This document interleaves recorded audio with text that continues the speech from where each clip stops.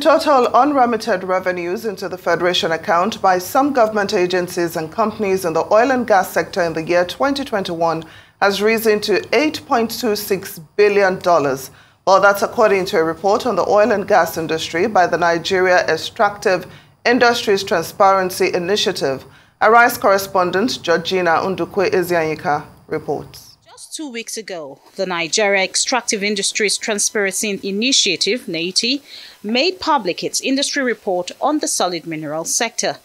Now, this time around, statistics on how much the oil and gas industry has generated for the country, as well as what remains unremitted to the government coffers for the year 2021, has again been unveiled by NEITI. And we are here today to support NEITI and you to also support NEITI to make sure that we continue to bring out accountability and transparency, probity in our doing business, to invite foreign direct investment. The focus of this report is on public disclosure. We are putting touchlight and showing our government policymakers where to look for money and then be able to generate revenue and deploy them to secure impact in the lives of our citizens. This 166-page report followed the auditing of 12 government entities and one state-owned enterprise, as well as 69 extractive companies, including the Nigerian Liquefied Natural Gas Company, NLNG. According to the report, $23.04 billion was generated from the oil and gas sector within the year under review, marking a 13% increase compared to the $20.43 billion earned in 2020. 566.13 million barrels of crude oil was produced in 2021, which is a 12% reduction compared to the volume produced in 2020, put at 646.79 barrels. NEITI blames this reduction on oil theft, sabotage, or metering error. But we have a responsibility to bring these issues to the public domain for continuous engagement. We felt that these are issues that should be looked into very critically in view of the amount of money that's involved. In December 2021, December 2021, these were where all these deductions were made from domestic crude account before remittances to the Federation. NEITI's argument is that it should have been the other way around. We remit to the Federation makes a decision then before you deduct. A compilation of the outstanding financial liabilities due to the Federation indicates that $9.85 billion was the total unremitted revenue to the Federation account. $13.591 million in revenue was paid to the Federal Inland Revenue Service as of July 31st, 2023. While the Nigerian Upstream Petroleum Regulatory Commission had outstanding tax collectible revenue of $8.251 billion as of December 31st, 2022. Over 80% of these outstanding financial liabilities are owed by Nigeria's national oil company, NNPC Limited. Our concern is that when we get concerned that government is looking for money every day, and most times we are borrowing. And this report is constantly bringing to our consciousness that we should look inwards and collect revenue that are available to us. Then we are able to know where the deficit arises. 47 companies as of 2021. When we started this process in 2019, there were 77 companies. And we stated clearly what they were owing, over $6.something billion. Our 2020 report flagged 51 companies and what they were owing. The National Assembly summoned another committee in which all the companies were invited. Over $3.2 billion were recovered. The NEITI oil and gas industry audit reveals that between 2006 and 2021, 8.149 trillion naira was expended on fuel subsidy. The report says the oil and gas sector contributed about 7.24% to the nation's gross domestic products. Reacting to this report, the chairman of the House Committee on Petroleum Resources Downstream has pledged to ensure that a forensic investigation is carried out and that the report is deliberated upon at the National Assembly. It's very important that we're talking about transparency. And here you still see, even with the PMA, transactions that are not in line with the requirements of transparency. We will do everything possible to ensure that this report is implemented to help the government raise revenue. The agency says the data in this report provides a critical tool that will drive Nigeria towards sound financial strategies and responsible resource management. Georgina Ndukwezainka, Arise News. Well, Arise News analyst Frank Tietie joins us now for a conversation on this report. Thank you so much for joining us this afternoon, Frank. My pleasure. Well, of course, it's a lot of numbers there to analyze. Can we just get your response to the fact that there is the 8.26 billion unremitted funds from back in 2021? Well, I know that's what will catch much of national attention.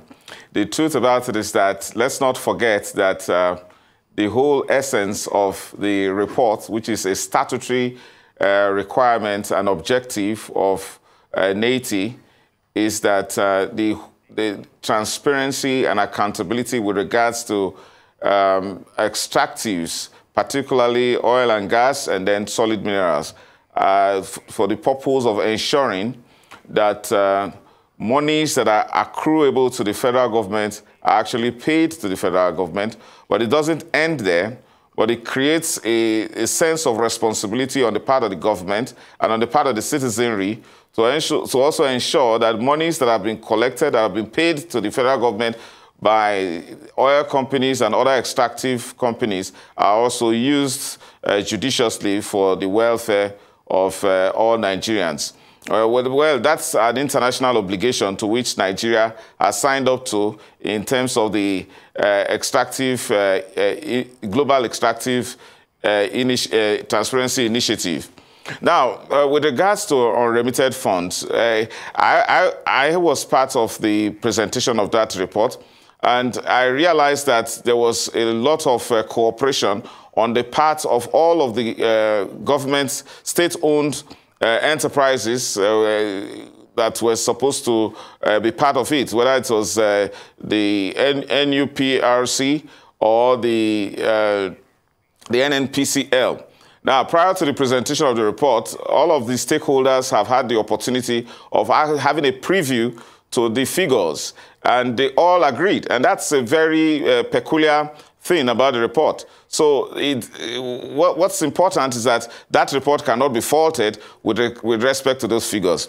Now, it appears that it is the norm for the report to be made, and then recommendations are also, observations and recommendations are made without much implementation. The reason is that there hasn't been the aspect of enforcement of NEITI's responsibility. I mean, all of those things that form the report, we haven't seen that culture. Now, what do I mean specifically? When the idea is this report is submitted to the President and also to the National Assembly. Therefore, it gives a very clear and transparent approach to revenues that are accruable to the government. In that case, the expectation is that there is total and full compliance by anybody, any institution, any company that has so collected money, and for the purpose of paying it to the federal government.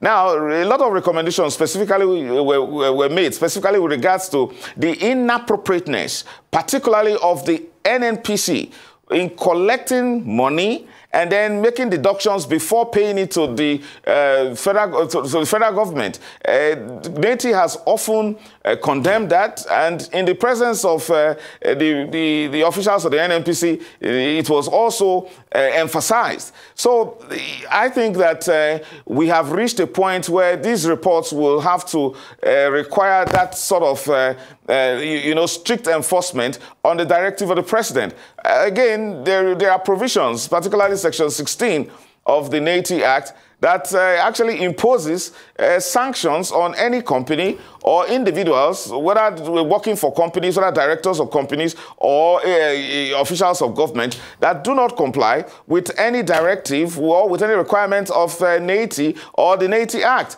To the extent of companies can be punished to the tune of being fined for 30 million naira if they refuse to comply, or individuals being sent to prison for 2 years, in addition to a fine of 5 billion naira, or either of them. So I think that we are witnessing this repetition of non-remittance of monies to the federal account, the federal government's account, because we haven't seen much of prosecution according to the NEITI Act. Very well said. Now, oil subsidy was also mentioned in the report. It says the NNPC should transparently disclose details of the subsidy and beneficiaries of the payment, a call that a lot of Nigerians have also made. But what's the likelihood, of this happening, considering the alleged powerful forces that have benefited from this scam? I think we are overrating whatever cabal or a group of persons that are responsible for the highly opaque and corrupt-laden subsidy regime.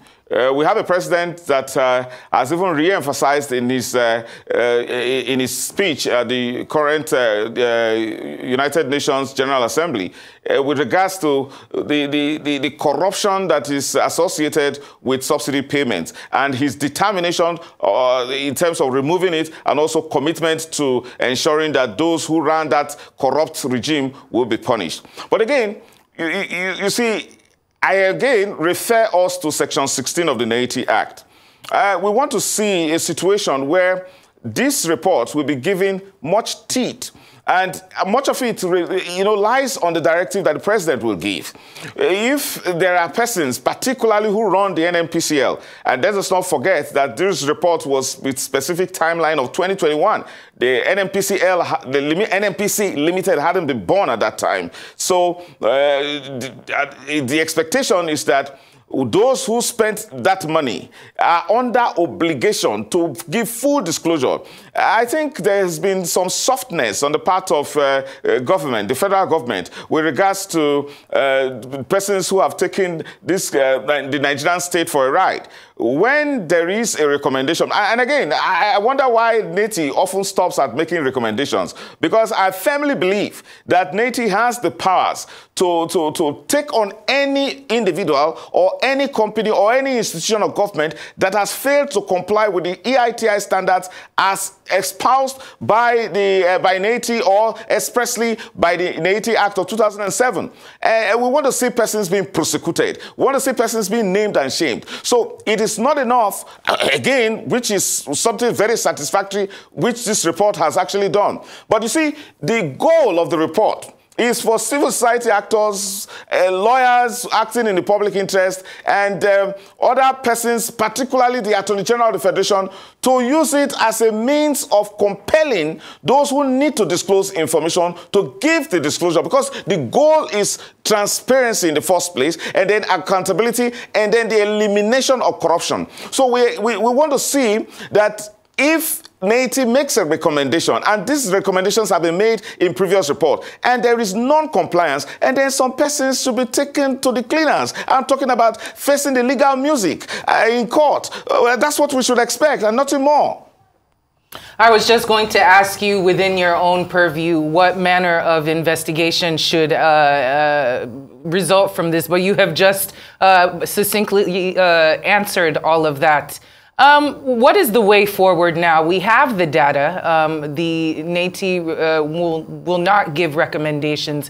And you've already spoken earlier about the issues of compliance and implementations of recommendations. So what's the way forward? What do we make of all of this?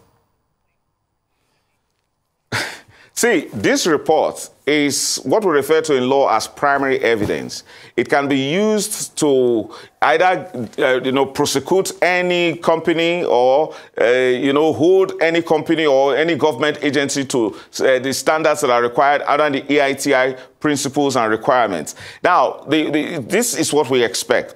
Now, NEITI will present formally this report to the President and to the National Assembly. And then there is a provision in the NEITI Act that requires the Auditor General of the Federation to take another look at this report. Because we're talking about money here. We're talking about a sort of $6 billion, for example, is so much money that is yet to be remitted to the federal government. And then you wonder how many times the previous administration had gone cap in hand in such a humiliating manner to beg for money in terms of loans from countries we were supposed to be better than a few decades ago.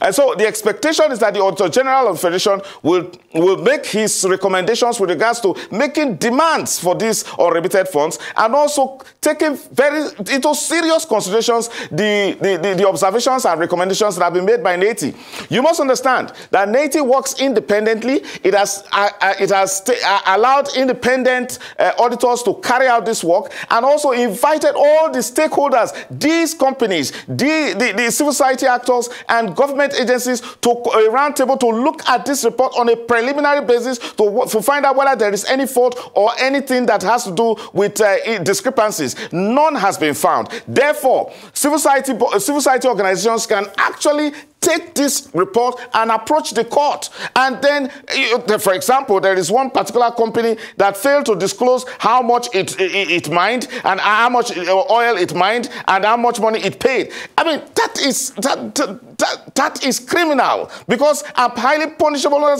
Section 16. You don't need any further action. Public interest organizations can actually go to court and compel those,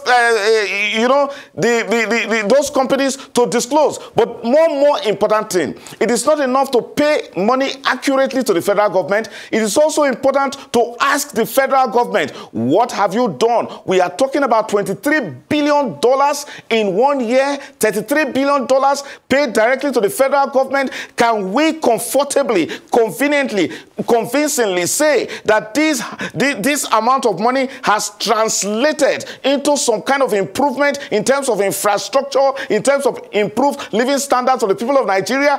That's a question we need to ask. And again, I invite every serious citizen of the Federal Republic of Nigeria to take another look at this report. We are talking about oil and gas that was responsible, or I would say in 2021 was responsible for over 70% of, in terms of foreign exchange earnings in this country, yet it contributed only 7.2% to the GDP of over $430 billion.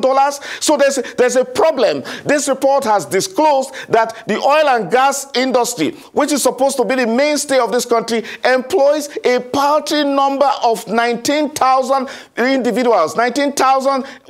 And I cannot say that there are 19,000 citizens of Nigeria, because a lot of in that number you will find expatriates that are from various countries, even from places like China or even other African countries. So it is worrisome that this report, having been so painstaking in terms of giving correct data, we should now ask ourselves serious questions. Why is it that the value chain in the oil and gas industry has not translated in terms of affecting significantly the GDP of this country? It means that, issues of corruption with regards to, funding and paying, I'm talking about refineries that don't, produce anything. Those things are things that we should address. Now, the buck stops at the president. And again, we are expecting that the Auditor General of the Federation will either accept this report the way it is and act on it, or tell us if it is wrong, and then we can now start from there. Now, Frank, I can feel your passion, when you speak about this, I beg your pardon, about this new report. You said it was done in a painstaking manner, but there are several painstaking reports that have been discarded. I mean, this is Nigeria. So what danger is inherent if this particular report is discarded? The danger is that we will continue the same old way. We will continue the irresponsible, manner of, collecting revenues accurately and then without a sense of responsibility in expending it, in the best interest. This is one obligation that our country has. Our country entered in 2004. In 2004, and again in 2014. I beg your pardon. Now, the point is this: in 2004. Now, you will know that all of these times, the expectation is that citizens in this case have been taking interest in these reports and making direct demands and ensuring that the goal of transparency is translated to demanding responsibility. I believe that we would have made much progress. Unfortunately, what happens is that these reports are published, they are put on the internet, free for everyone to look at. We don't read them, and then civil society actors, if they have to even debate them, it becomes only around talk about it, and then take some tea break, continue to drink tea and talk, and nothing happens. This time around, if we have to change one thing, and that's the reason why I emphasize the fact that it's primary evidence. That is, you can take this report to court against any company, against any individual, against the government by saying, look, government, you receive such and such amount of money.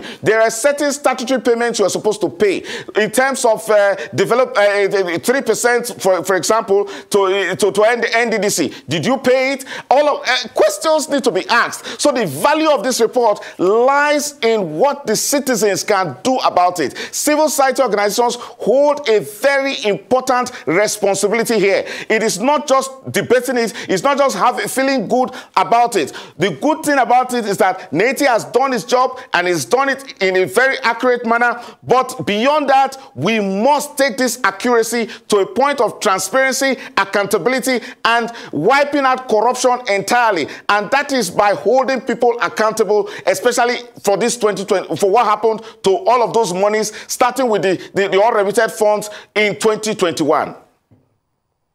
All right. Well, Frank Tietie, thank you so much for joining us this afternoon for a conversation on this very important topic this afternoon. Thank you.